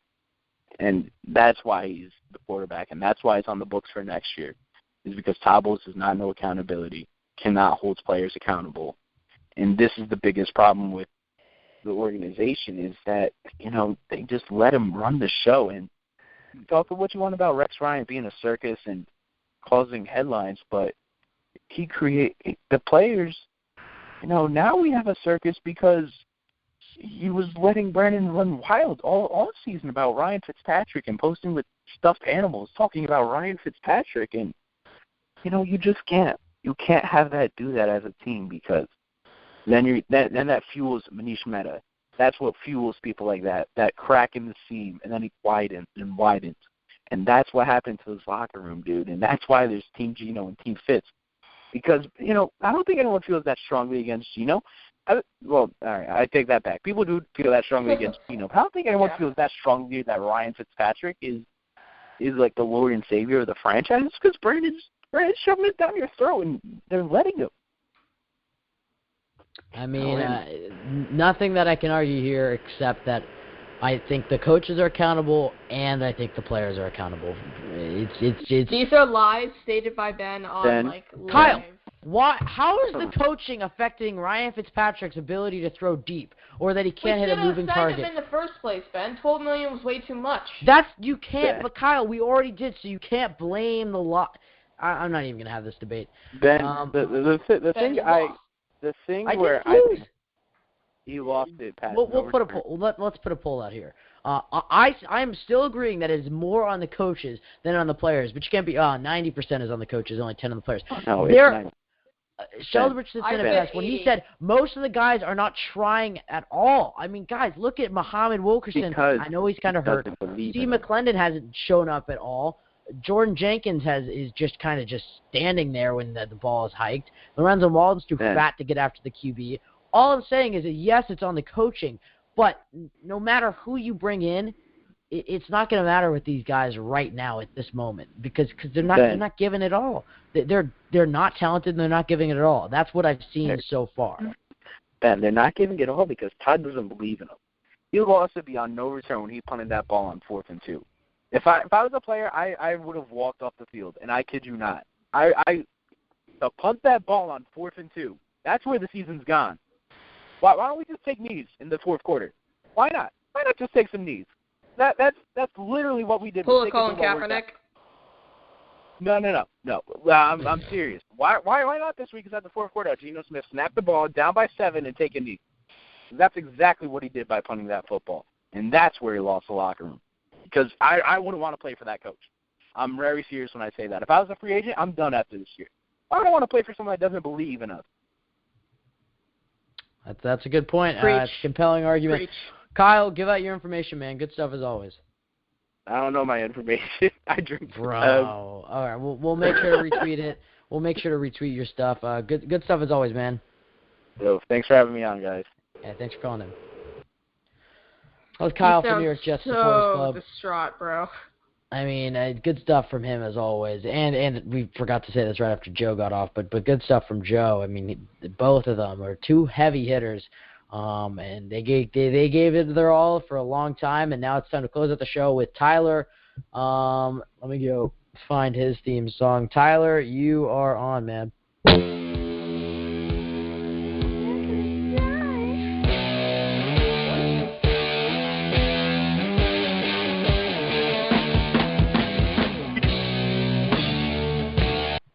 Tyler, that your intro gets me so hyped up. How's it going, man? Well, Ben, Tarpey and Green. We played Pop Warner yet again, and JETS just ended the season. Okay. Wow. Okay. That's Kyle, new. Kyle, would you like to have your chance to host? Because I know you're so anxious. So Kyle, go ahead and ask your questions. Wait. I got a poem. Hold up. I'm playing Pokemon, so it's all you, Ben. That's cool. I play Pokemon too. All right, we'll all play Pokemon. No, seriously. So I guess Tyler, give us your thoughts on Monday's game, man. I did not watch any of it. I am too. You were a lucky duckling. I am too embarrassed putting on a Jets shirt right now. The coaches are that just was stupid the idiots. problem. The coaches are stupid idiots right now, and we just flat out suck. Yeah, I mean, you're speaking the truth as always, man. I mean, some people like to blame it completely on the players, others don't. I mean, Kyle, I'm saying 60-40 coaches. How is that blaming it all on the players? I'm just saying they should be accountable too. Well, okay, that's all you had to say, man. Are you like some sort of genie now, trying to read my mind and think of what I'm going to say? I mean, come on. It sounded like a subtle dig. I just had to go out there. Well, you took a chance. I'm putting out a poll right now. You took a chance and you missed, just like we did. I did not miss, Kyle. I'm putting out the poll right now. I guarantee you that 60-40 or 50-50 will get way more than 90% on the coaches and stuff. I guarantee you. Wait, tag at Fire Todd Bowles. Let's see what he says. No, you can do it on your own time. Tyler, just give me your thoughts on Sunday's game, man. Or Monday's game. Sunday's game? Yeah, I know. So even though you didn't watch it, even in the aftermath of it. Game. Okay. Let's look at last week. Giants versus Ravens. No. Like, you're taking this literal because Ben's an idiot. This Sunday, yeah, Kyle. Monday. I'm the idiot. Monday. We played on Monday, Ben. You can't do your theirs. Kyle, come on. Don't Ben, I know the difference between all of them. Kyle, you misspelled it like 4 times when you uploaded the last episode. I didn't upload nobody uploaded the last episode, Ben, and you've uploaded the past 2, so. The Adrian Mural one. Tyler. I did not spell anything. Yes, you did. Tyler, no, I was talking about this Sunday's game, excuse me, versus the Baltimore Ravens. What are your predictions for this game? Sure he was. Kyle, I'm going to fire you, man. I'm going to start a Fire Kyle Fahey page. You sound like Donald Trump wanted to fire Ben. Dude, you're the one who's like all for Donald Trump. So I am not. I don't support either of them. Is that a compliment coming from you, or I'm the anti-Trump, so it's an insult to me. But yeah, I mean, Kyle, you and David got your own love fest over Sir Donald. What are we talking about? Nobody. Tyler, please give us your thoughts on the Sunday's upcoming game against the Ravens. Well, let's see. Geno is starting. So it's a loss. So I would say Geno Smith would score about 2 to 3 touchdowns. Ooh, okay. And it's going to be like 17, 24 points. The Ravens, I have no idea about the Ravens. You should have said 17-38. Just saying. Around 17 to 24 points.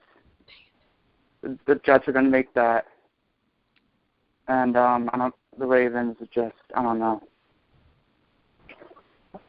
All right, well, I score prediction 17-38. So.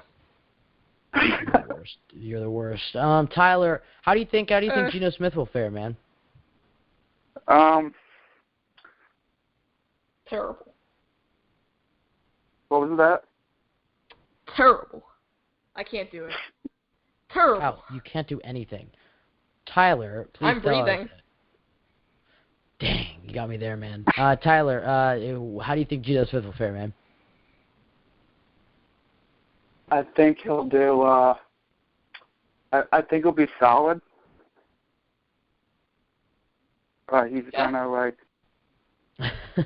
brief, but okay. I like it. I like where your head's at. A few more questions, man. If the Jets finish, 3-13 this year and don't look good, but we never see Christian Hackenberg, let's say that would be a successful season. Geno and Bryce finish out the year. Could you see Deshaun Watson or Kaiser in a Jets uniform next year? Oh man, I'm a big Teddy guy, so I'd rather focus on this year than next. Oh God! Good time. No, God, please, no! That's a no to all 3 of them. So. All right. Well, Tyler, what are your thoughts? What's my thoughts on what? On possibly having a new rookie quarterback next year. I don't think that will happen. I'd rather see Bryce Petty as either a starter or a backup next year, and Hackenberg will be up there at string again. But who will be our starter? Petty. Unless we get another veteran like Kirk Cousins or Jay Cutler. Oh no! Here we go again. You want Jay Cutler? God! Yeah, please play it. No! God, There we please, go. no! No! No! No! No! No! Dang it, Okay, I was first off. off, Tyler, why in the world is Jay Cutler your big succession plan? Come on, man. You're better than this. Everything you've said has been on point, brief but on point, and now you're throwing out this Jay Cutler nonsense. Tyler, we can't have any of that. Come on. Defend yourself. Wreck yourself. Or do neither. See you later. Tyler. No. Yeah, what up? Why do you want Jay Cutler next year? Because he's high.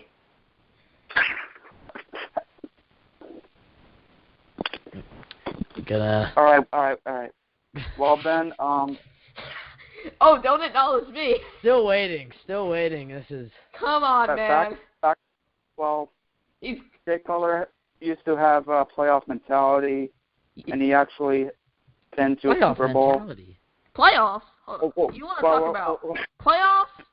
What? Are you kidding me? Playoffs? We have the soundbite. You don't have to I know. I was like, oh, dang it. Wrong one.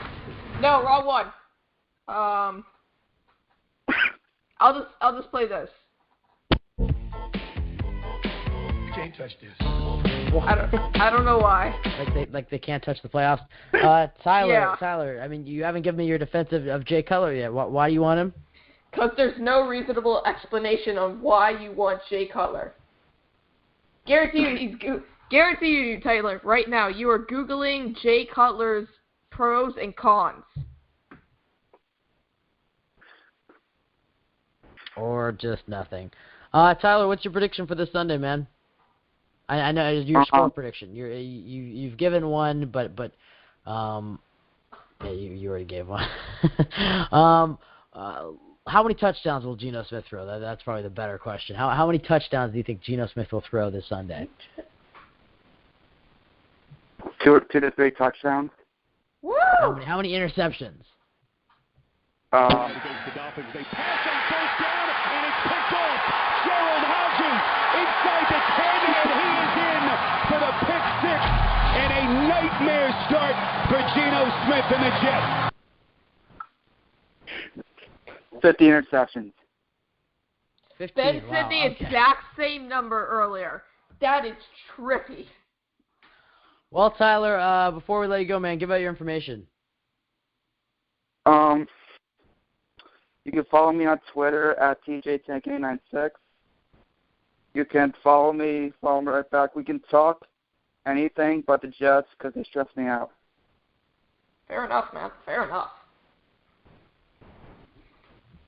Well, Tyler, man, always good talking to you. And please call in next week, man. And hopefully after a Jets win, we need one after a month of losing. See. Good night. All right. Okay. That was Tyler. Brief, but Yeah. I think it's hard to speak when after a lot of New York Jets difficulties. By the way, if you want the updated poll results, as they have 7 votes, they have Famous. 43 and 43 for 60% coaches, 43% for 60% coaches and 40% players, like I said. 43% for 50-50, so even more to the left, I guess. And 1 for your 90 coaches and 10% players. So that's either you or Kyle is my prediction. And 0 for 90% players, 10% coaches. I just had to throw that in there to balance it out. All right, I'm Kyle. gonna go vote for that on like the 8 accounts I have. So. Oh, damn it. Well, Kyle, it was a pretty fun show. Towards the end, I think we've calmed down. It's so weird with it being close to Dang it. November and stuff. I'm sitting here in the dark. I don't think I've ever had to do this for an episode of the Jet Take. Because for me it starts at 5, so it's always bright and sunny. But Anyways, any last words, Kyle, before we give our predictions and get out of here? Nidoqueen is an extremely powerful Pokemon, and please, when you're battling against them, be careful. Please be quiet. Kyle's just a nerd. All right, my prediction for this Sunday is the New York Jets will win 27-17. Geno Smith will toss 2 touchdowns, and Matt Forte will run one in with the Jets kicking in 2 field goals. The Jets will have 2 turnovers, an interception by Darrelle Revis and Marcus Gilchrist, and Joe Flacco will play. That's my prediction, and hopefully this will get things rolling. Feel free to contact me on Twitter at BenBlessington7 if you disagree. I'll shoot you right back, or at the Jet Take. We'll fight you. We will fight you. Or at the Jet Take on Twitter. So those 2 ways are the 2 ways you can reach us. Or us for the Jet Take and me for Ben Blessington. Kyle is at NYJ Today. Are you NYJ Today or NYJ Today on Twitter? I'm not sure. All right, I think there's no dot, but he's NYJ Today on Twitter. If that's not it, it's NYJ Today. No, it's NYJ Today. All right, I was right the first time. You can contact him there. Anyways, guys, it's always good putting out these episodes for you guys. The listeners have done pretty well in recent weeks, and we appreciate the love and support. Instagram, Facebook, YouTube, iTunes, SoundCloud, Twitter, everything. Just make sure to come contact us there. We have a blog page, www.libsyn.org or www.thejettake/libsyn.org. .org. Glad you're on top of it, Ben. Yeah, I always forget it because we don't go out on it too often. And again, a reminder, we are live on Wednesdays. We are moving officially from Thursday to Wednesday to get out of the way of Thursday Night Football. That'll be a permanent move. But like Geno Smith, if it isn't working, we'll go back to our incumbent starter Thursday night, or Ryan Fitzpatrick. Anyways, guys, thanks for all the love and support and for listening. As I said, at the Jet Take for all your social media needs. Feel free to contact us on Twitter if you have any questions. If you'd like to submit questions through email, if that's how you do things, we're at thejettake@gmail.com. You can email us there. You can DM us on Twitter, whatever. And so I think that's all. Hopefully the Jets will walk out of here on Sunday with a win. If not, tank for Kaiser or Watson. Kyle, any last things before we go? Thank you guys for all the ongoing support. Please, not another Pokemon. Please, for God's sakes, not another Pokemon. Onyx sucks. But thank you guys for all the ongoing support. We love everything that you guys give us on a daily basis. We're only on once a week, but I love just interacting with you guys on our Twitter page. And, we joke around a lot, and we insult you guys a lot, and we call you idiots behind your back, and we talk trash about you a lot. But at the end of the day, without you guys, there's no us. So thank you guys for all the ongoing support as usual. And let's hope for a win, and Joe Flacco tears his ACL. Oh, jeez, Louise. No, we don't want Joe Flacco to tear his ACL. We'll beat him the good oldfashioned way when he's out there on the field. All right, guys. Well, thank you. Thank you very much for tuning into another episode of the Jet Take. Hopefully the Jets walk out of here with a win. That'll do it for us. Again, reminder: Wednesday night is our new night for the Jet Take. Really quickly on that, just because you said that. I mean, the show is always fun to do, but I think my favorite part about doing this podcast is just being on Twitter with everybody. I mean, we're pretty active. So if you want just Jets updates or somebody to talk Jets with, definitely make sure to follow us at the Jet Take. Our followers have gotten up tremendously these past couple weeks. We're now close to 600 They're tremendously big, and I promise we're going to make them pay. Nobody respects our followers more than Nobody respects our followers more than us. Yes. Thank you guys for listening. Hopefully the Jets win this Sunday. Yeah. Talk to you guys next Wednesday.